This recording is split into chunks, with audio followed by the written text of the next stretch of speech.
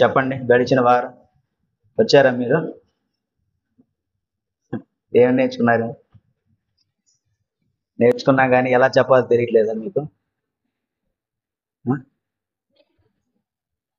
దేవుని భయము. దేవుని భయం అని గురించి, దేవుని పట్ల భయం భక్తులు కలిగి జీవించడం గురించి నేర్చుకున్నాం. నైస్. నేను అనుకున్నాను మీకు మర్చిపోతారని. అలాగే జరుగుతుంది. ఇవాళ కూడా చక్కగా చెప్తాను. అందరి గురించి కాదులే, ఇవాళ కూడా చక్కగా చెప్తాను. చక్కగా వినండి, మర్చిపోండి. రైట్. పోనీ శుక్రవారం ఏం నేర్చుకున్నాం? శ్రీను గారి ఇంట్లో దేవుని వాక్యము, నిబంధన. నిబంధన గురించి మాట్లాడుకున్నాం. దేవుని వాక్యం మరలా నేర్చుకుందాం. నిబంధన గురించి నేర్చుకుందాం. భూలోకంలో సహజంగా మనుషులు మాట్లాడుకుంటారు. ఒప్పందం జరుగుతుంది. మనిషికి మనిషికి అగ్రిమెంట్ జరుగుతుంది. బాండ్ జరుగుతుంది. అగ్రిమెంట్. దేశాల మధ్య ఒప్పందాలు జరుగుతాయి. అయితే దేవునికి మానవునికి మధ్య జరుగుతున్నది ఏంటి? నిబంధన. దేవునికి మానవునికి జరుగుతున్నటువంటిది నిబంధన. ఈ నిబంధన గురించి క్రీస్తు తండ్రి అయిన దేవుడు ఏమంటున్నాడు? ఈ నిబంధన నేను ఎల్లప్పుడూ జ్ఞాపకం చేసుకుంటాను, అది నా మాటగా స్థిరంగా ఉంటుంది అంటున్నాడు దేవుడు. ఈ నిబంధననే ఇంకొక మాటగా అంటున్నాడు దేవుడు. ఈ నిబంధననే ఇంకొక మాటగా అంటున్నాడు. ఎందుకంటే ఇది దేవుడు ఏర్పాటు చేసినటువంటి నిబంధన గనక ఆ మాట అంటున్నాడు. దేవుడు ఏర్పాటు చేసినటువంటి నిబంధన గనక ఆ మాట అంటున్నాడు. ఏ మాట అంటే దాన్నే నిత్య నిబంధన అని కూడా అంటున్నాడు. అంటే నిత్యము ఆ నిబంధన అనేది ఉంటుంది. ఆ నిబంధన కొట్టివేయడానికి ఎవరికి లేదు. ఎందుకంటే మనల్ని సృష్టించిన దేవుడు ఆ నిబంధనని ఏర్పాటు చేశాడు. ఈ నిబంధన ఎవరి గురించి? ఎవరెవరికి? దేవునికి, మానవునికి. అడిగినప్పుడు చెప్పండి. ఉపవాసం ఉన్నారేంటి? చెప్పండి. నోరు తెరవండి. ఎంతకాలం ఇట్లా నోరు మూసుకుంటారు? నోరు తెరవండి. చెప్పిన మాటే మళ్ళీ చెప్పమంటున్నాను. నిబంధన ఎవరికి? దేవునికి, మానవునికి. మంచిది. దేవునికి మానవునికి ఉన్నటువంటి నిబంధన. మొదటిగా ఎవరితో నిబంధన చేసుకున్నాడు చెప్పండి? నోవహు కాలం ముందు నిబంధన చేశాడు. ఏమని నిబంధన చేశాడు? జలప్రలయము వచ్చినప్పుడు అది భయంకరంగా ఉండటం చేత దేవుడు మరొకసారి ఆ జలప్రలయమును జ్ఞాపకము చేసుకోను అని చెప్తూ దానికి ఒక నిబంధన పెట్టాడు. ఏంటి ఆ నిబంధన? ఇంద్రధనుసు. ఇంద్రధనుసు అని ఈ అన్యులు పెట్టుకున్నారు. ఆయన కేవలము ఒక ధనుసును నేను ఏర్పాటు చేశాను. ఇంగ్లీష్లో రెయిన్బో అంటారు. మరి యాడ నుంచి వచ్చింది ఇంద్రధనుసు అంటే? వీళ్ళు పెట్టుకున్నారు. దానికి ఒక స్టోరీ, పెద్ద స్టోరీ ఉంటుంది. మన టైం వేస్ట్ అవసరం లేదు. ఓకే, వాళ్ళు అది పెట్టుకున్నారు. కేవలం ధనుసు. ఇప్పుడు వర్షం పడినప్పుడు రెయిన్బో వస్తుంది. అప్పుడు మనం ఏం జ్ఞాపకం చేసుకోవాలి? దేవుడు నోవాహుతో చేసినటువంటి నిబంధన. అది నిబంధన. దేవుడు మరలా వర్షాన్ని కురిపించాడు అనడానికి నిబంధన అది. దేవుడి స్తోత్రం. ఆ నిబంధన దేవుడు ఏర్పాటు చేశాడు. కాబట్టి అంటే ఆ జలప్రలయం మరలా రాదు అంటున్నాడు దేవుడు. అది రాదు అనడానికి గుర్తు అనమాట అది నిబంధన. నీకు నాకు ఉన్నటువంటి నిబంధన అని చెప్తూనే ఆ ఇంద్రధనుస్సును, ఆ రెయిన్బోను దేవుడు ఏర్పాటు చేశాడు. అయితే ఇంకొక నిబంధన ఎవరితో చేశాడు? అబ్రహాము. ఏమని చేశాడు? సున్నతి పొందబలినని.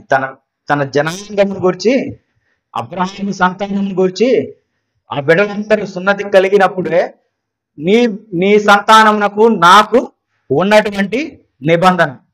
ఎందుకు అబ్రహాముని ఎంచుకున్నాడంటే దేవుని దృష్టికి అబ్రహాము నీతిమంతుడుగా, విశ్వాసము కలిగినటువంటి బిడ్డగా అబ్రహాము దేవునికి కనపడ్డాడు కనుక దేవుడు అబ్రహాముతో నిబంధన చేసుకున్నాడు. కాబట్టి ఆలోచన చేద్దాం.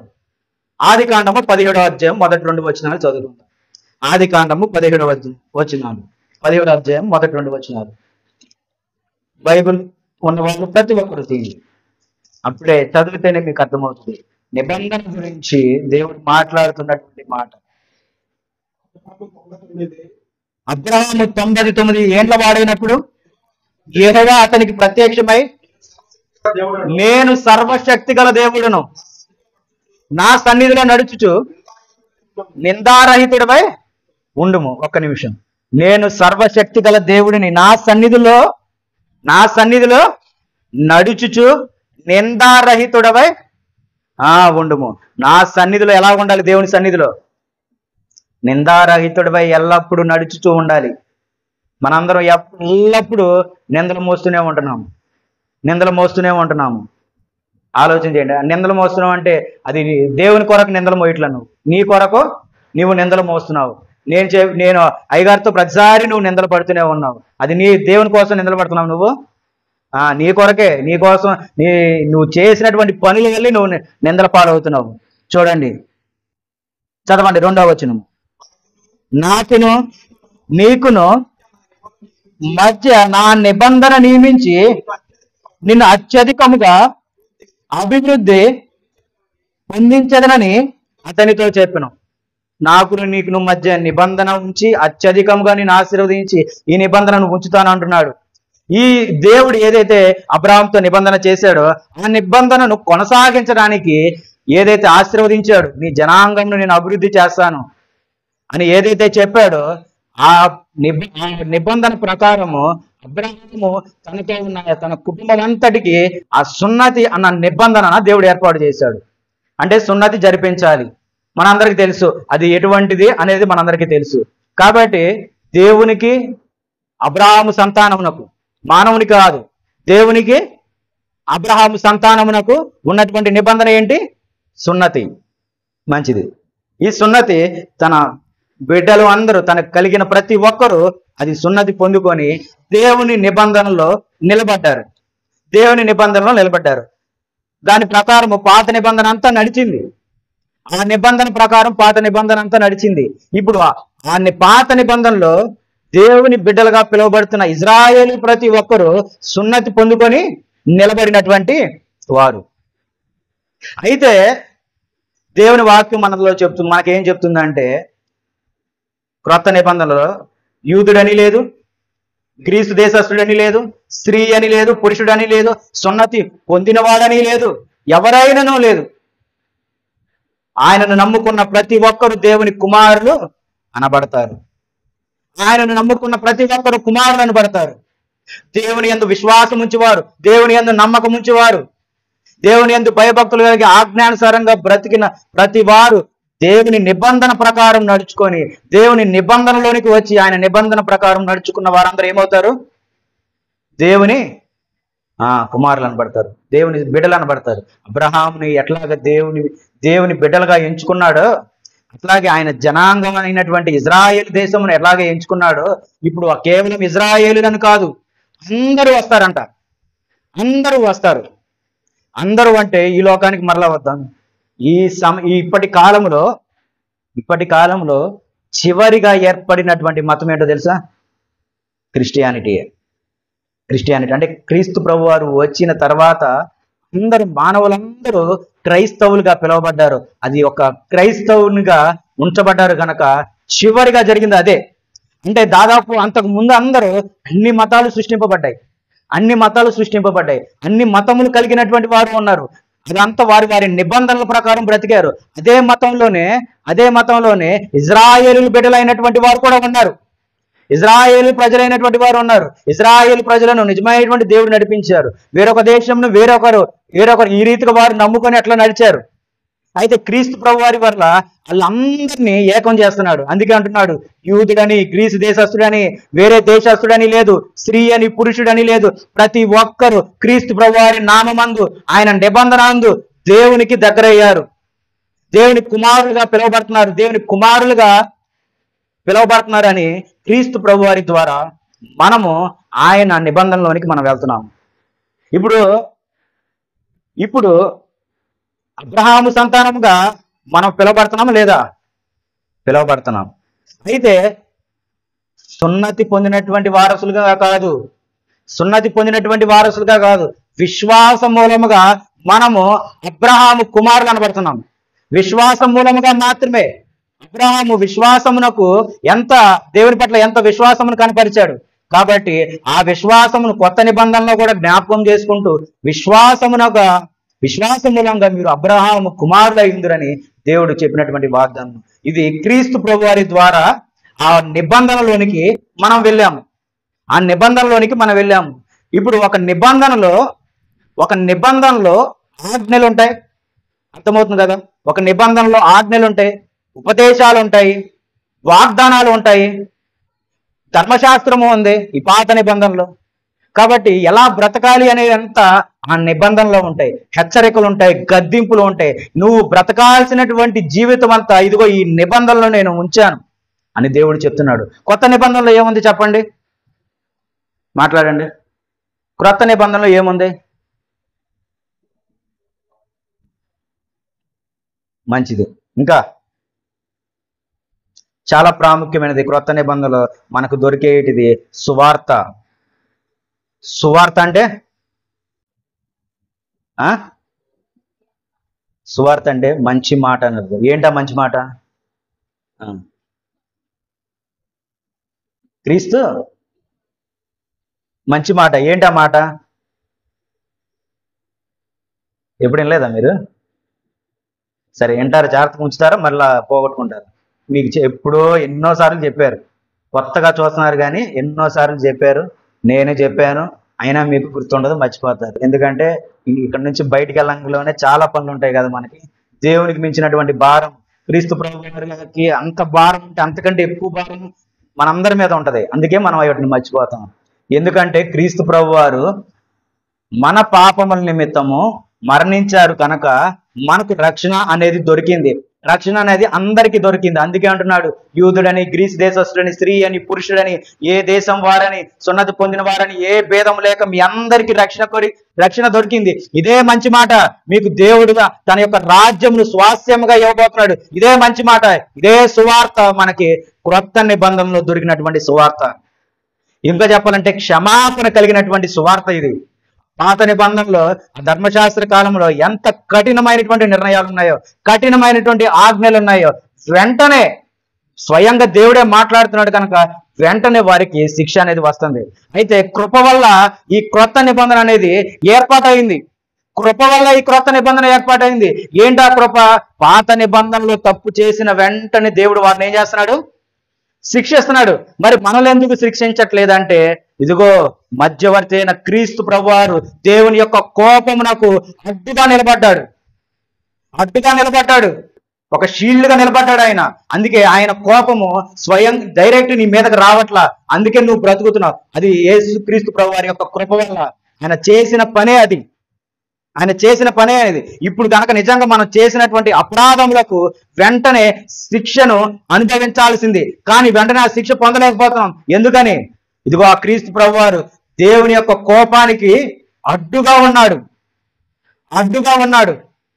ఇంకొకసారి అవకాశం క్షమించండి. నువ్వు చేసిన అపరాధములకు, పాపములకు, నువ్వు మాట్లాడిన పనికిమాలిన మాటలకు, నీ నిర్లక్ష్యానికి ఇదంతా ఎవరు అడ్డుగా ఉన్నారు?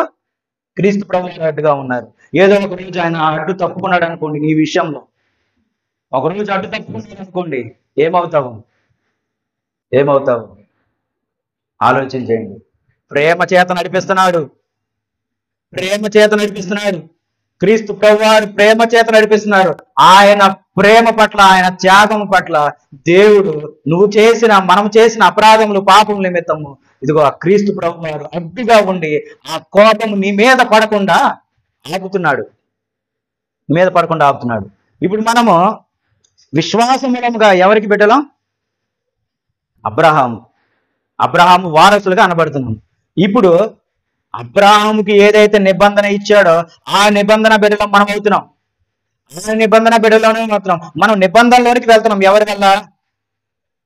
క్రీస్తు ప్రభువారి వల్ల. చూడండి, అదే 17వ అధ్యాయం క్రీస్తు ప్రభువారి వల్ల మనం నిబంధనలోనికి వెళ్ళాం. అదే 17వ అధ్యాయం 2వ వచనం. నాకును నీకును మధ్య నా నిబంధన నియమించి నిన్ను అత్యధికముగా అభివృద్ధి పొందించదనని అతనితో చెప్పాను. ఎవరికి నిబంధన? నిబంధన ఎవరికి? బైబిల్ ఉన్న వాళ్ళు చదవండి. బైబిల్ ఉన్న వాళ్ళు చదవండి, 17వ అధ్యాయం 2వ వచనంలో ఏలు పెట్టుకొని చదవండి. నాకును నీకును నా నిబంధన మధ్య నా నిబంధన. ఇప్పుడు చెప్పండి, ఎవరెవరికి నిబంధన? దేవునికి మనకు మధ్య నిబంధన. దేవునికి మనకు మధ్య నిబంధన. ఇప్పుడు నన్ను ఎవరైనా అడిగారు అనుకోండి, నేనేం చెప్తానంటే నా దేవునికి నాకు మధ్య నిబంధన ఉంది. నా దేవునికి నాకు మధ్యన నిబంధన ఉంది. ఆ నిబంధన అనేది ఏంటో మరలా చెప్తాను. అందులో ఏమున్నాయి? ఇందాక చెప్పి ఆజ్ఞలు, ఉపదేశాలు, వాగ్దానాలు, హెచ్చరిక, గద్దింపు, ఇవన్నీ ఉన్నాయి. క్రొత్త నిబంధనలో కూడా ఇంక అందులోనే కలపండి. సువార్త, పత్రికలు, ఇవన్నీ మన కోసము ప్రకటన, ఇవన్నీ మనకు ఉన్నాయి. ఇవన్నీ మనకు ఉన్నాయి కాబట్టి నిబంధనలు ఇవన్నీ ఉన్నాయి. వీటిని మరలా ఒక్కొక్కటిగా క్షుణ్ణంగా ఈ రోజు సరిపోదు కానీ వచ్చే వారం నేర్చుకుందాం. క్షుణ్ణంగా మరలా నేర్చుకుందాం. నిబంధనలో ఉన్నటువంటి ఆజ్ఞ ఏంటి, వాక్యం ఏంటి, ఉపదేశాలు ఏంటి, హెచ్చరికలు ఏంటి, గద్దింపులు ఏంటి, సువార్త ఏం చెప్తుంది, ప్రకటన ఏం చెప్తుంది, పత్రికలు ఏం చెప్తున్నాయి అనేది ఆ నిబంధన తగినట్టుగా మనం నేర్చుకుందాం. అయితే నిబంధన ఎవరికి పెట్టాడు? ఇప్పుడు మీరు అందరు చెప్పాలి, మీ నోరులు తెరవాలి. నేను అడుగుతున్నాను కాబట్టి దయచేసి ప్రతి ఒక్కరు చెప్పండి. నిబంధన ఎవరి మధ్య? గట్టిగా చెప్పండి. ఇంకా ఇప్పుడు మిమ్మల్ని మీరు అనుకుంటూ చెప్పండి, నీకు నాకు మధ్య నీ నిబంధన. చెప్పండి, నీకు నాకు మధ్య నిబంధన. నీకు నాకు మధ్య, నాకును నీకును మధ్య నా నిబంధన నియమించి నిన్ను అత్యధికముగా అభివృద్ధి పొందించను. అత్యధికముగా ఏంటిదంట? అభివృద్ధి. అంటే నిబంధనలోకి వచ్చాడు కనుక అబ్రహాంకి ఎట్లాంటి అభివృద్ధి కలిగింది? అత్యధికమైనటువంటి అభివృద్ధి. ఇప్పుడు విశ్వాస మూలంగా మనము కూడా అబ్రహాముకు నిబంధనలోనికి వచ్చేసాం. అందుకే అంటున్నాడు, యూదుడని, గ్రీసు దేశస్తుడని, స్త్రీ అని, పురుషుడని ఎవ్వరం లేదు, సున్నతి పొందినవాడని ఎవ్వరూ లేదు. ఇప్పుడు నిబంధనలోనికి వచ్చాము. ఇప్పుడు అబ్రహాముని అత్యధికముగా అభివృద్ధి చేస్తానని నిబంధన ఎలా ఇచ్చాడో మనకు కూడా ఏం చేస్తున్నాడు? అత్యధికముగా. చెప్పండి, అత్యధిక అభివృద్ధి.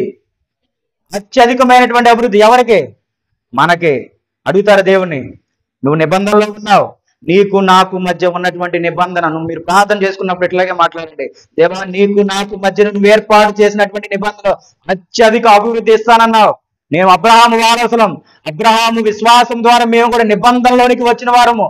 నువ్వు అబ్రహామును ఆశీర్వదించావు. ఆయన విశ్వాసం మూలంగా ఆయన బిడ్డలమైనటువంటి మమ్ములను అదే అత్యధికంగా ఆశీర్వదించమని అడగాలి. మీరు ఈ వాక్యాన్ని పట్టుకొని అడిగితే దేవుడు ఇస్తాడు.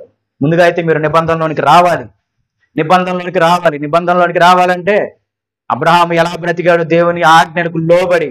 అబ్రహాముకి ఉంటది, ఆలోచనలు ఉంటాయి, చాలా తలంపులు ఉంటాయి. కానీ తన తలంపులన్నిటిని దేవుడు చూస్తున్నాడు కనుక, దేవుడు మాట్లాడుతున్నాడు కనుక వాటన్నిటిని తీసేశాడు. వాటన్నిటిని పక్కన పెట్టేశాడు. దేవుడు చూస్తున్నాడు అన్న భయం అతనికి, అబ్రహాముకు ఎంతో ఉంది కనుకే లోబడ్డాడు, దేవునికి లోబడ్డాడు. అందుకే అబ్రహామును ఎంచుకొని నిబంధన చేసుకున్నాడు. కాబట్టి పాత నిబంధన అంతా ఇటువంటి నిబంధనతోనే కొనసాగింది. క్రీస్తు ప్రభువారి మూలంగా మనకు కలిగినదే క్రొత్త నిబంధన. ఇప్పుడు మీరందరూ అనుకోవాలి, నేను నిబంధనలో ఉన్నా. చెప్పండి, నేను నిబంధనలో ఉన్నా. దేవుడు ఏర్పాటు చేసినటువంటి నిబంధనలో నేను ఉన్నా. దేవుని స్తోత్రం. అట్లాగా ప్రతి ఒక్కరు మనం అనుకోవాలి. దేవుని నిబంధనలో నేను ఉన్నా అని మీరు నిశ్చయించుకున్నప్పుడే, మీరు ఆ నిబంధన ప్రకారం జీవిస్తున్నప్పుడే మీరు నిలబడతారు. ఇంకా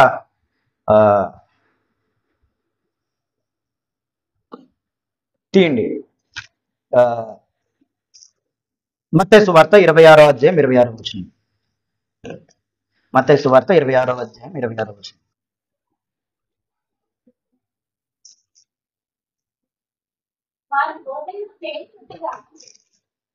వారు భోజనము చేయుచుండగా యేసు ఒక రొట్టెను పట్టుకొని దాన్ని ఆశీర్వదించి విరచి తన శిష్యులకిచ్చి, మీరు తీసుకొని తినుడి, ఇది నా శరీరం అని చెప్పాను. మరియు ఆయన గిన్నె పట్టుకొని కృతజ్ఞతాస్తుతులు చెల్లించి వారికి ఇచ్చి, దీనిలోనిది మీరందరూ త్రావుడి, ఇది నా రక్తము, అనగా పాప క్షమాపణ నిమిత్తము అనేకుల కొరకు చిందింపబడుచున్న నిబంధన రక్తము. చాలము. నా రక్తము, మీ పాప క్షమాపణ నిమిత్తము చిందింపబడిన నా రక్తము, నిబంధన రక్తము. నిబంధన రక్తము. ఇంకొక మాట కూడా చదువుకుందాము. అలాగే 1 కొరింథీయులు 11వ అధ్యాయము 23వ వచనం. 1 కొరింథీ 11వ అధ్యాయము 23వ వచనం. దయచేసి చాలా త్వరగా 11వ అధ్యాయం. నేను మీకు అప్పగించిన దానిని ప్రభువు వల్ల పొందితిని. ప్రభు అయిన యేసు తాను అప్పగింపబడిన రాత్రి ఒక రొట్టెను ఎత్తుకొని కృతజ్ఞతాస్తుతులు చెల్లించి, ఒక్క నిమిషం తల్లి, 25 చదువుతుంది.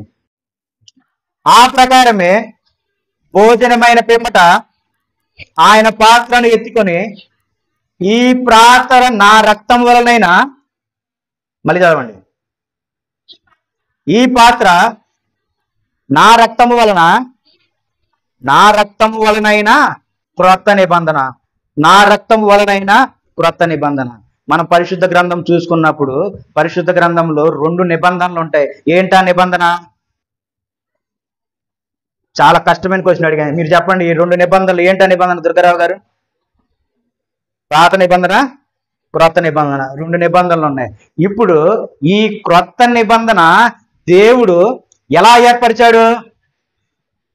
ఏర్పరిచాడు? క్రీస్తు ప్రభువారి రక్తం మూలముగా క్రొత్త నిబంధన అనేది ఏర్పరిచాడు. అంటే ఆయన రక్తము మూలముగా కలిగినటువంటిదే క్రొత్త నిబంధన.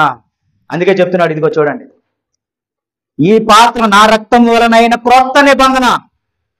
క్రొత్త నిబంధన దేని మూలంగా వచ్చింది? రక్తం వలన. ఎవరి రక్తము? క్రీస్తు ప్రభువారి రక్తం. మీలో చాలా మంది ఎట్లా కన్ఫ్యూజ్ అవుతారని మొత్తం క్లియర్ గా రాశారు. హెబ్రీలకు రాసిన పత్రిక తీయండి. హెబ్రీలకు రాసిన పత్రిక తీయండి. మీలో ఇలా చాలా మంది కన్ఫ్యూజ్ అవుతారని హెబ్రీలకు రాసిన పత్రిక 9వ అధ్యాయం తీయండి. హెబ్రీలకు రాసిన పత్రిక 9వ అధ్యాయం. నేను చదువుతాను, జాగ్రత్తగా వినండి. హెబ్రీలకు రాసిన పత్రిక 9వ అధ్యాయము 12వ వచనం నుండి నేను చదువుతున్నాను, జాగ్రత్తగా వినండి. ఎందుకంటే చాలా చాలా ముఖ్యమైనటువంటి విషయాలు. మేకల యొక్కయు కోడెల యొక్కయు రక్తముతో కాక, మేకల యొక్కయు కోడెల యొక్కయు, లేదు నీ రక్తము నా రక్తము కాదంట, కాక తన స్వరక్తముతో ఒక్కసారి పరిశుద్ధ స్థలములో ప్రవేశించెను. తన రక్తముతో, స్వరక్తముతో ఒక్కసారి పరిశుద్ధ స్థలములో ప్రవేశించెను. ఆ పాత నిబంధన కాలంలో బలులు అర్పిస్తారు, సంవత్సరానికి బలులు అర్పిస్తారు. సంవత్సరానికి ఒక్కసారి పరిశుద్ధ స్థలంలోనికి వెళ్తారన్నమాట.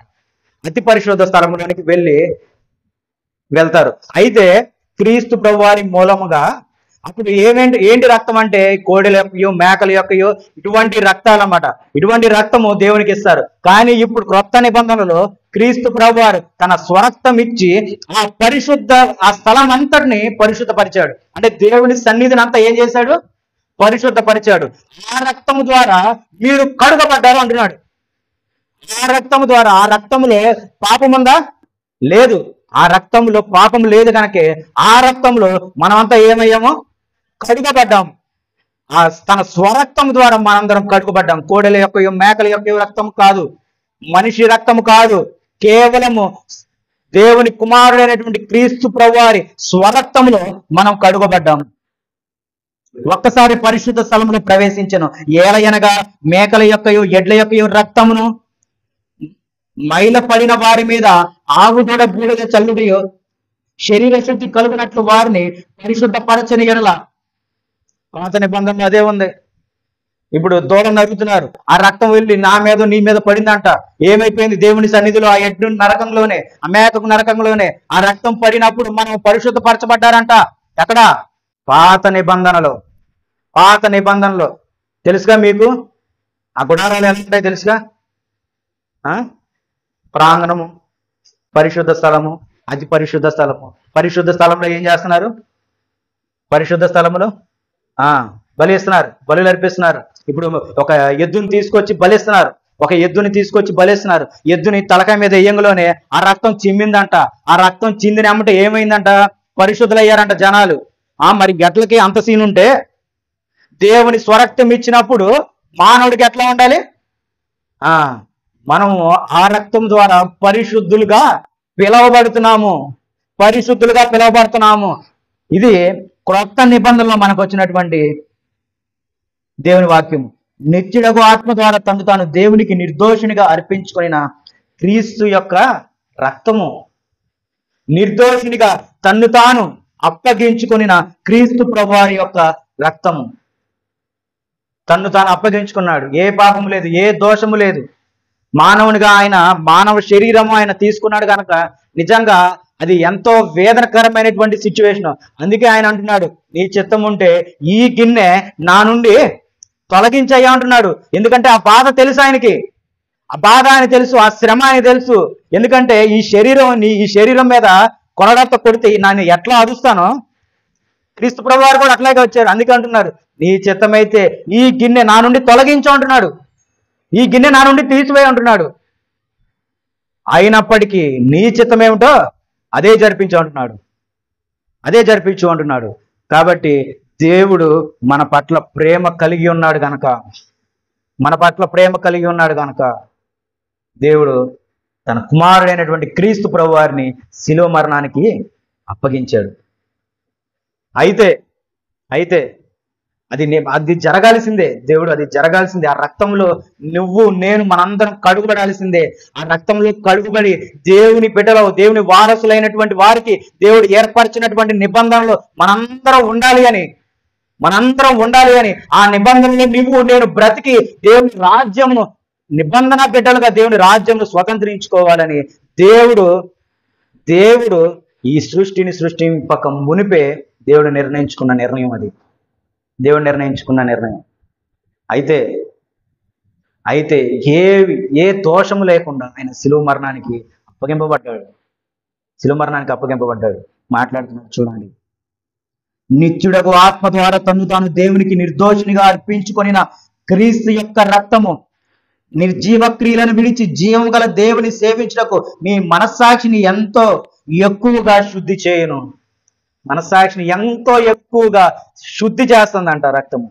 మనం నీటి ద్వారా శుభ్రం చేసుకుంటాం మన దేహాన్ని, మన శరీరాన్ని బాగుపరుచుకుంటాం, చక్కగా తలని బాగుపరుచుకుంటాం, షాంపూలు, ఎయిర్ కండిషనర్లు అన్నీ వాడేస్తూ ఉంటాం నెత్తికి.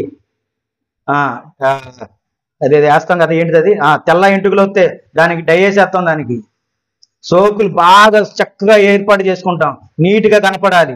లోపలంతా అదేదో అంటారు డక్కో డొల్లు.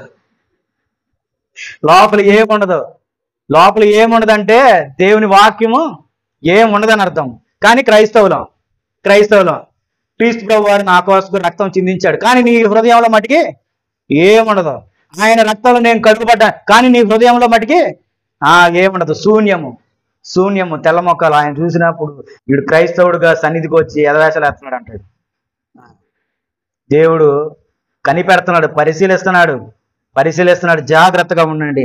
ఇంకా ఏమంటున్నాడు, ఈ హేతు చేత మొదట నిబంధన కాలంలో జరిగిన అపరాధముల నుండి విమోచనము కలుగుటకే ఆయన మరణము పొందినందున పిలువబడిన వారు నిత్యమైన స్వాస్థ్యమును గూర్చిన వాగ్దానమును పొంది నిమిత్తము ఆయన క్రొత్త నిబంధన మధ్యవర్తి అయి ఉన్నాడు. ఇదిగో మునుపటి వారికి ప్రస్తుతం వారికి రాబో తరం వారికి ప్రతి ఒక్కరికి. అందుకే అంటున్నాడు, ఏ మతము లేదు. ఇష్టానుసారంగా కొత్త నిబంధన రాకముందు అనేక మతాలు ఈ లోకంలో సృష్టింపబడినప్పటికీ క్రీస్తు ప్రభువారు వచ్చిన తర్వాత క్రీస్తు దేశస్థుడని, యూదుడని, సున్నతి పొందినవాడని, స్త్రీ అని, పురుషుడని ఏ భేదము లేదు. అందరినీ తన నిబంధనలోనికి ఆహ్వానిస్తున్నాడు. తన వాక్యమును గైకొని, తన వాక్యమును నేర్చుకొని, తన ఆజ్ఞానుసారంగా బ్రతుకుతున్న ప్రతి ఒక్కరూ, బాప్తిసం తీసుకొని రక్షణ పొందిన ప్రతి ఒక్కరికి దేవుని యొక్క నిబంధనలో స్థానాన్ని ఇస్తున్నాడు. దేవుని రాజ్యంలో స్థలాన్ని సిద్ధపరుస్తున్నాడు. కాబట్టి ఈ హేతువు చేత పాత నిబంధన గ్రంథం నుంచి ఏ రీతిగా అయితే పిలువబడ్డారో వారిని కూడా ఈ రక్తం ఏం చేస్తుందంటే శుద్ధి చేసి వారిని ఏం చేస్తుంది, రక్త నిబంధనలోనికి, క్రొత్త నిబంధనలోనికి నడిపిస్తుంది.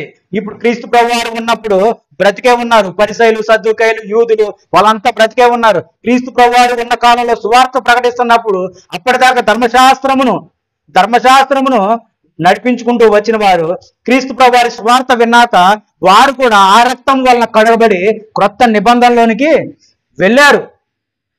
అప్పటి నుంచి ఈ రోజు వరకు అనేక మంది ఆయన రక్తంలో కడగబడి ఇదిగో క్రొత్త నిబంధనలోనికి మనము వెళ్తున్నాము కూడా, వెళ్తారు కూడా.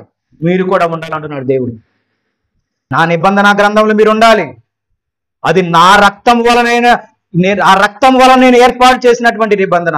ఎవరికంటే నీకు నాకు మధ్యన నిబంధన రక్తము వలన ఏర్పాటు చేయబడినటువంటి నిబంధన. అది ఆలోచన చేయండి. ఈ హేతు చేత పాత నిబంధనలో ఉన్న లోపములన్నీ క్రీస్తు ప్రభువారి రక్తము ద్వారా కొట్టివేయబడి అది క్రొత్త నిబంధనగా సృష్టింపబడింది. ఇంకా నేర్చుకుందాము.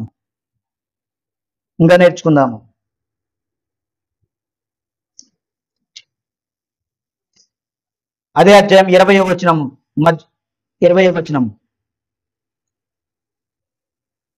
మధ్యలో నుంచి, దేవుడు మీ కొరకు విధించిన నిబంధన రక్తం ఇదే అని చెప్పుచు, దేవుడు మీకు విధించిన రక్తం ఇదే, నిబంధన రక్తం ఇదే అని చెప్తున్నాడు. కాబట్టి ఆలోచన చేయండి.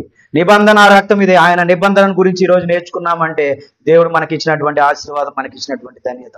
నిబంధనలోనికి ప్రతి ఒక్కరూ నిలబడాలి. నిబంధనలోనికి ప్రతి ఒక్కరు వెళ్ళాలి. నిబంధన అవతల ఉంటే నువ్వు వ్యర్థుడివే. నిబంధన అవతల ఉంటే నీవు దుష్టుడికి సంబంధికుడివి. వారితో పాటు నిత్యాగ్నిలోనికి వెళ్తున్నావు. మరలా నేను చెప్తున్నాను, లోకాన్ని చూసి ఆలోచన చేయొద్దు. లోకాన్ని చూసి అంచనా వేయొద్దు. లోకాన్ని చూసి దేవుడిని అంచనా వేయొద్దు. దేవుడు ఉన్నాడనడానికి కారణాలు వెతుకుతా ఉంటారు. కారణం ఎక్కడో లేదు, నీ దగ్గరే ఉంది. ఒక్కసారి నీ పుట్టుకను అడుగు, దేవుడు చెప్తాడు దేవుడు ఉన్నాడో లేదో. నీ పుట్టుకను ఆలోచించుకో, దేవుడు ఉన్నాడో లేదో చెప్తాడు. నీ మరణం గురించి ఆలోచించుకో, దేవుడు ఉన్నాడో లేదో చెప్తాడు. ఇది మంచి ఇది చెడు అని ఆలోచిస్తున్నావు కదా, దానిని బట్టి ఆలోచించుకో, దేవుడు ఉన్నాడో లేదో. ఈ లోకంలో చక్కగా ఆహారం తీసుకుంటాం. ఈ విషకరమైనటువంటి ఆకులు ఏంటి చెప్పండి? విషకరమైనటువంటి ఆకులు లేదా నిషేధించబడినటువంటి ఆకులు ఏంటి తెలీదా మీకు? నిజంగా నటిస్తున్నారు. సరే, గన్నేరు పప్పు, ఇది కందిపప్పు, ఇది గన్నేరు పప్పు. నీకు ఆ తేడా తెలుస్తుంది కదా. ఎవరు చెప్పారు మరి నీకు ఆ తేడా? నీకు అంత జ్ఞానంతో నువ్వు నేర్చుకున్నావా? లేదా రుచి చూసి తెలుసుకున్నావు ఇది గన్నేరు పప్పు, ఇది తింటే సస్తాడని? లేదా పక్కనోడికి పెట్టి వీడు గన్నేరు పప్పు తిన్నాడు కాబట్టి వీడు చచ్చాడు, ఇది తినకూడదు అని అప్పుడు నిశ్చయించుకున్నారా? ఇది గంజాయి ఆకు, ఈ ఆకు తినకూడదు, గోంగూర ఆకే తినాలి అని నీకు ఎవరు చెప్పారు? నీ జ్ఞానము. నీ గుండెని అడుగు, దేవుడు ఉన్నాడో లేదో చెప్తుంది. అది ఒక మిషన్ అయితే దాన్ని కదులుతూ ఉంటుంది. కరెంటు పాస్ అయితే అది కదులుతూ ఉంటుంది, లేదా బ్యాటరీ ఉంటే అది కదులుతూ ఉంటుంది. కానీ నీ గుండెకి ఏమన్నా ఉందా? లేదు. రక్తం కూడా మామూలుగానే ఉంది, కానీ గుండె ఎలా కొట్టుకుంటుంది? మిషన్స్ ఉంటేనే ఏదన్నా పని చేస్తూ ఉంటుంది. ఈ బల్బును వెలిగించామనుకో, అది వెళ్తూ ఉంటుంది, ఆరుతూ ఉంటుంది. అట్లాగా గుండె కొట్టుకుంటా ఉంటుంది. ఎట్లా కొట్టుకుంటుంది? దాన్ని ఆపగలవా నువ్వు? పోనీ దాన్ని కొట్టుకునేలా చేయగలవా? నీ చేతిలో ఉందా? లేదు. దేవుడు ఉండటానికి నీ దగ్గరే, దేవుడు ఉన్నాడు అనటానికి నీ దగ్గర 100 కారణాలు ఉన్నాయి. కానీ నువ్వు మరలా దేవుని ప్రశ్నించుకుంటా ఉంటావు. నీ కష్టాలను బట్టి దేవుణ్ణి అడుగుతా ఉంటావు. నీ కష్టాలను బట్టి దేవుణ్ణి నువ్వు ఉన్నావా అని అడుగుతాడు. మనమైతే మరి హిందువులు అనుకో, దేవుడి దగ్గర ఉన్నావా అని బాధపడతారు. ఉన్నావా, నిద్రపోయావా, ఎటన్నా పోయావా, అసలు ఉన్నావు పాటలు పాడేస్తారు. ఆయన లేడు, ఆయన కొలిపెరవ లేడు. వీళ్ళు మట్టికి సినిమాల్లో అంతా భ్రమపరుస్తారు. ఈ పాట అయిపోవటం వలసిన ఆయన బయలుదేరతాడు. వీళ్ళు పాడేదాకా ఆయన ఉంటాడు. ఈ పాట అయిపోయిన తర్వాత ఆయన బయలుదేరతాడు. కాబట్టి అలాగా ఆలోచన చేయొద్దు. దేవుడు ఉన్నాడు. మనందరికీ అద్భుతాలు ఎంతమందికి కావాలి? చేతులు ఎత్తండి. అద్భుతాలు ఎంతమందికి కావాలి? అద్భుతాలు అందరికీ కావాలి. కానీ పరీక్షల మటుకు ఎవరికొద్దు? పరీక్షల మటుకు వద్దు. పరీక్షలు లేకుండా శ్రమ పెట్టే పరీక్షలు లేకుండా అద్భుతాలు కావాలనుకుంటాము. మానవుడి మనస్తత్వం అంతా అంతే. మానవుడి మనస్తత్వం అంతా అంతే. అందుకే అద్భుతాల కోసం పరిగెడుతున్నారు. అద్భుతాల కోసం పరిగెడుతున్నారు. ఈరోజు అద్భుతాలు చేసి దేవుడిని ఆశీర్వదించాడు అనుకో, మరలా నువ్వు అద్భుతం కోసం పరిగెడతావు. మళ్ళీ ఏదైనా రోగం రాంగు మళ్ళీ అద్భుతం కోసం పరిగెడతావు. నా మీద చేతులుంచు, నా మీద చేతులుంచు, ఊదు, ఇంకోటి ఏదన్నా చెయ్యి, నన్ను నిలబెట్టు. వీటి కోసమే పరిగెడుతున్నారు. దేవుడు ఆ శక్తి, ఆ బలము నీకు ఇస్తానంటున్నాడు. ఆ ధన్యత నీకు ఇస్తానంటున్నాడు. నువ్వు ప్రార్థించినప్పుడు ఆ శక్తిని అంతటి నీకు ఇస్తానంటున్నాడు. దేవుడు కార్యములు చేయగలిగినటువంటి వాడు. కాబట్టి శ్రమైనను కష్టమైనను అనుభవించండి. కష్టమైన అనుభవించండి. కష్టాలు శ్రమలు అందరికీ వర్తిస్తాయి. దేవునిలో ఉన్నా లేకపోయినా, దేవునిలో ఉన్నా లేకపోయినా. అయితే దేవుని పట్ల భయభక్తులు కలిగినటువంటి వారు దేవుని చేత ఆశీర్వదింపబడి ఆ శ్రమల నుండి నిలబడతారు. దేవుని యందు భయభక్తులు కలిగినటువంటి వారు దేవుని చేత ఆశీర్వదింపబడి ఆ శ్రమల నుంచి నిలబడతారు. కాబట్టి కష్టం అందరికీ అనిపిస్తుంది. దేవునిలో ఉన్నా లేకపోయినా కష్టాలు అందరికీ వస్తాయి. అదేదో పెద్ద గొప్ప విషయం అనుకోవద్దు. అద్భుతాలు కావాలి కానీ పరీక్షల మట్టుకు ఎవరు వద్దు. పరీక్షలే కావాలి నీకు. పరీక్షలే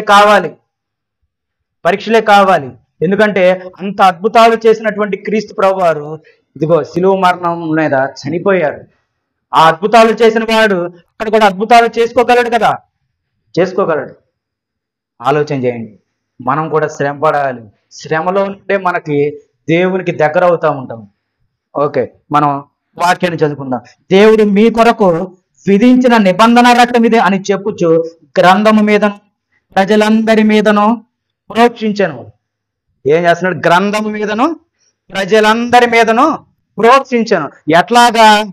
ఎట్లాగా పాత నిబంధనలో ఇందాక చెప్పినటువంటి వాక్యము, ఇదిగో ఆ పరిశుద్ధ స్థలబంధు ఆ ఎద్దును బలిస్తున్నప్పుడు, ఆ బలి వేసినప్పుడు ఆ రక్తము మనుషుల మీద పడినప్పుడు ఎలాగ పరిశుద్ధపరచబడ్డారో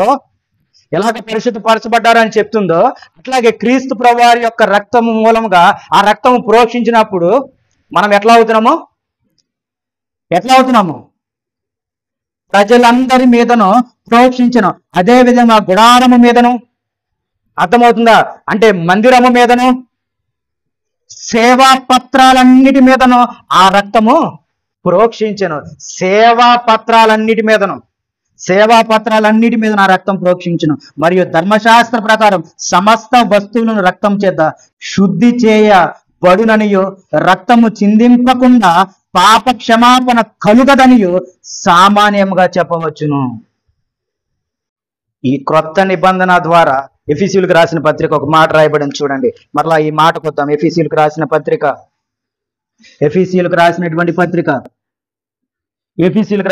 పత్రిక 1వ అధ్యాయం 7వ వచనం. ఎఫెసీయులకు రాసిన పత్రిక 1వ అధ్యాయం 7వ వచనం. 1వ అధ్యాయం 7వ వచనం.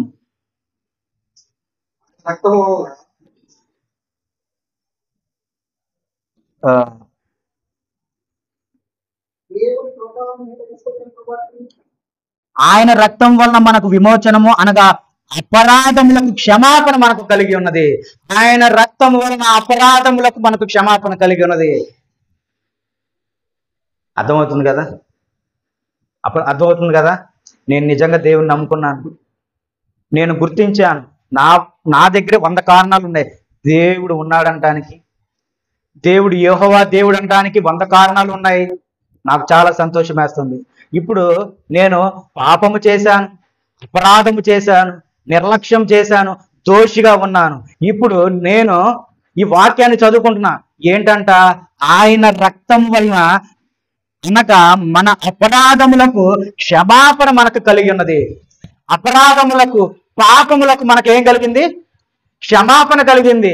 ఇది మనకు సంతోషాన్ని ఇస్తుంది, ఇది మనకు సంతోషాన్ని ఇస్తుంది. కాబట్టి ఈ పాప క్షమాపణ ఎలా దొరికిందంటే ఇదిగో ఈ రక్తము వలన.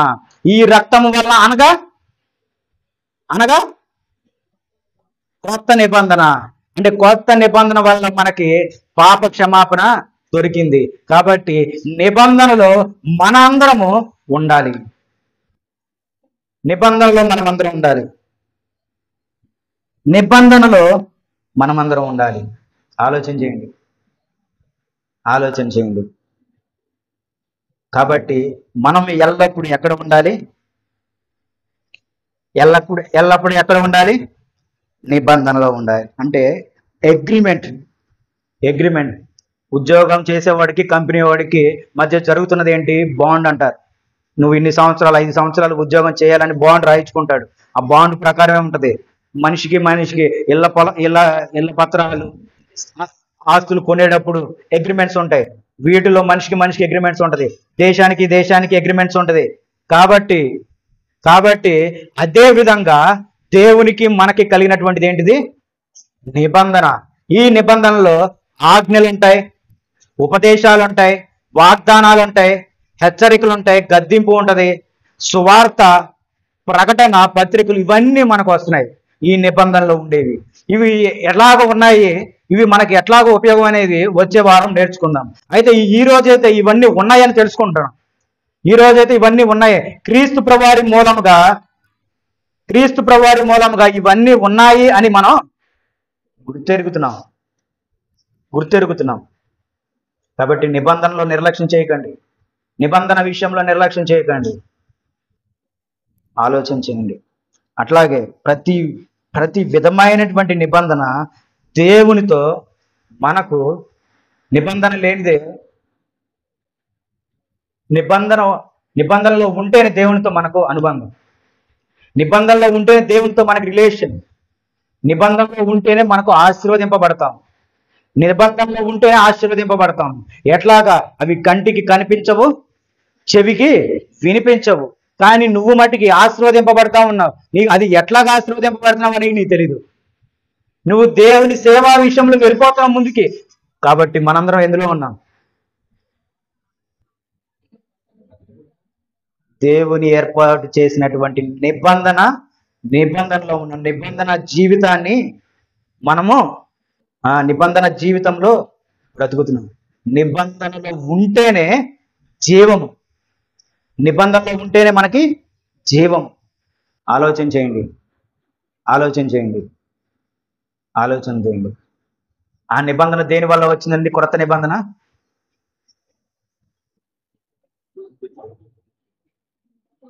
గట్టిగా చెప్పాలి, అసలు ఎంత సంతోషంగా చెప్పాలి మీరు. క్రీస్తు ప్రభువారి రక్తం వలన ఏర్పడినటువంటి నిబంధన. ఆ రక్తంలో నువ్వు నేను కడుగబడ్డాం. కడిగిన తర్వాత నీలో దోషం ఉంటే ఆలోచన చేసుకో. కడిగిన తర్వాత కూడా నీలో దోషం ఉంటే ఆలోచన చేసుకో. సరే, కడిగిన తర్వాత కూడా నాలో దోషం ఉంది, అయితే నాకు జ్ఞానం లేదయ్యా అంటున్నావు నువ్వు. ఇదిగో ఈరోజు ఏమనుగ్రహింపబడింది నీకు? దేవుడు జ్ఞానం లేదు అన్నావు కదా, ఇదిగో జ్ఞానం ఇచ్చాడు దేవుడు. నువ్వు నా రక్తముతో కొనబడినటువంటి వాడవు, నా రక్తముతో కడుగబడినటువంటి వాడవు. ఇంకా చెప్పాలంటే నీ మీద నీకు హక్కే లేదు. అసలు నీ మీద నీకు హక్కే లేదు. ఎందుకంటే మీరు అపరాధముల చేతను, పాపముల చేతను చచ్చిన వారై ఉండగా నా రక్తము ద్వారా మిమ్మల్ని బ్రతికించాను అంటున్నాడు దేవుడు. నా రక్తము ద్వారా నేను మిమ్మల్ని బ్రతికించాను. కాబట్టి మనం ఎవరి సొత్తు? దేవుని సొత్తు. కాబట్టి దేవుని ఆలోచనలు చేయాలి, కానీ నీ ఇష్టానుసారంగా నీ సొంత పెత్తనం, నీ సొంత ఆలోచనలు ఏంటి? నీ దేహం పైన, ఇది దేవుని ఆలయము, దేవుని ఆలయం పైన నీ పెత్తనం ఏంటి? అడగ. అదే అపవాదిని కూడా అదే ఎదిరించండి. దేవుని ఆలయం పైన నీ పెత్తనం ఏంటి అని అడగండి, ప్రశ్నించండి. ఇక్కడ మౌనంగా ఉన్నట్టు ప్రార్థనలో కూడా మౌనంగా ఉంటున్నారా? అపవాది వచ్చింది, మరి నేనేం చేయను, అది నన్ను ఎత్తుకుపోతుంది, దాంతోపాటు పోతాననుకుంటున్నారు. అందుకే ఎక్కడో చోట సర్ప సంతానమా అన్నాడు. ఏమన్నాడు? సర్ప సంతానమా, అపవాది బిడ్డల్లా అని పిలుస్తున్నాడు. అపవాది బిడ్డలను దేవుని బిడ్డల సర్ప సంతానమా? దేవుని సంతానమా సర్ప సంతానమా? ఎవరు? మనము దేవుని సంతానమా సర్ప సంతానమా? ఆలోచన చేసుకోండి. ఈ రోజు మందిరం దాటి నువ్వు బయటికి వెళ్ళి పాపం చేస్తే నువ్వు ఎవరి సంతానం? ఎవరి సంతానము చెప్పాలి? భయపడుతున్నారా? సర్ప సంతానము. నేనైనా సరే ఇక్కడికి బయటికి వెళ్ళి నేను ఏ పాపం చేసినా అపరాధం చేసినా నేనేమవుతాను? ఎవరి సంతానము? సర్ప సంతానము. సర్ప సంతానం ఏదో పదం బాగుంది కానీ సర్పాన్ని కాకండి.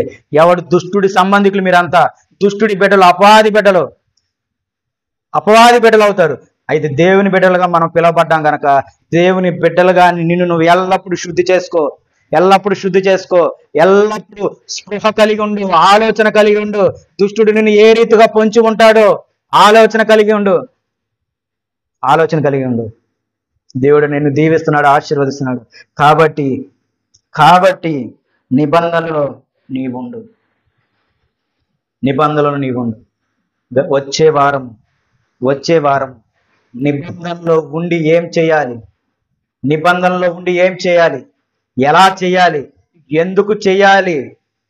ఆ నిబంధన దేవుడు మనకు నిబంధన ఇచ్చాడు కదా, మనము కూడా నిబంధన పెట్టుకోవచ్చా దేవునితో? మనం కూడా నిబంధన పెట్టుకోవచ్చా? ఎట్లా పెట్టుకోవచ్చు చెప్పండి? ఎలా పెట్టుకోవచ్చు చెప్పండి? నిన్న శుక్రవారం చెప్పినటువంటి మాట లాస్ట్లో చిన్న మాట చెప్పాను. ఎలా పెట్టుకోవచ్చు? ప్రార్థన, ఇంకా వాక్యం ద్వారా. చెప్పింది వదిలేసి అన్నీ చెప్తున్నారు. చెప్పండి ఎలాగ దేవునితో నిబంధన పెట్టుకోవచ్చు మనం? ఇంకా ఒక ఎగ్జాంపుల్ చూపించాను కదా, యోబు 31 తీండి. యోబు ఏం చేశాడు? తన కన్నులతో నిబంధన చేసుకున్నాడు. తన కన్నులు యవ్వన స్త్రీలను చూసి అది ఏంటంటారు దాన్ని, ఆ పాపము, కామాతురత ఆలోచన కలిగి ఆ యవ్వన స్త్రీని చూసి నేను ఈ రీతిగా ఉంటానేమో అని నేను నా కన్నులతో నిబంధన చేసుకున్నాను. రేపు వచ్చే వారం మనము అదే రీతిగా నిబంధన చేసుకుంటున్నాము. కన్నులనే కాదు, పరిశుద్ధ గ్రంథంలో ఏదేది పాపపు ఆలోచనలో ఉందో, పాపపు అవయవాలు ఉన్నాయో దానితో ప్రతి ఒక్కరూ మన నిబంధనలోనికి వెళ్తున్నాం, దేవునితో, క్రీస్తు ప్రభు వారి నిబంధనలోనికి. కాబట్టి నిజంగా ఈరోజు మనం క్రీస్తు ప్రభు వారిని జ్ఞాపకం చేసుకోవాల్సిందే. ఎందుకంటే క్రొత్త నిబంధన దేవుడు మనకిచ్చాడు. ఇజ్రాయేలులకు మాత్రమే ఉండినటువంటి ఆ ధన్యతను ఆయన రక్తం వలన మనందరికీ స్వాస్థ్యం ఇచ్చాడు. ఆ రక్తంలో కడిగేశాడు మిమ్మల్ని అందరినీ, ఆ రక్తంలో శుద్ధి చేసేశాడు మిమ్మల్ని. ఈరోజు మీరు ఇంటికి వెళ్ళాక దేవుడు నన్ను తన రక్తంతో, క్రీస్తు ప్రభు వారి రక్తంతో నన్ను కడిగాడు. కడుగుబడినటువంటి వాడను నేను ఇప్పుడు పరిశుద్ధంగా ఉన్నాను, ఆయన రక్తం వల్ల నేను పరిశుద్ధుడిగా ఉన్నాను అని మిమ్మల్ని మీరు గట్టిగా నిర్ణయించుకొని నిబంధనలో కొనసాగినప్పుడు దేవుని మిమ్మల్ని అందరినీ వాగ్దాన బిడ్డలుగా, నిబంధన బిడ్డలుగా, దేవుని బిడ్డలుగా నిర్ణయించుకొని ఆశీర్వదించబోతున్నాడు. కాబట్టి ఆశీర్వాదాల కోసం పరిగెత్తద్దు, కానీ దేవునిలో ఉన్నప్పుడు, దేవుని నిబంధనలో ఉన్నప్పుడు ఆశీర్వాదాలు మీ వెంట పరిగెడతాయి. ఆశీర్వాదాలు మన కుటుంబాల వెంట పరిగెడతాయి. ఆశీర్వాదాలు మన సంఘం వెంట పరిగెడతాయి. ఆమేన్. వాక్యం విన్న మీ అందరికీ క్రీస్తు ప్రభు వారి నామమున వందనాలు. Thank you.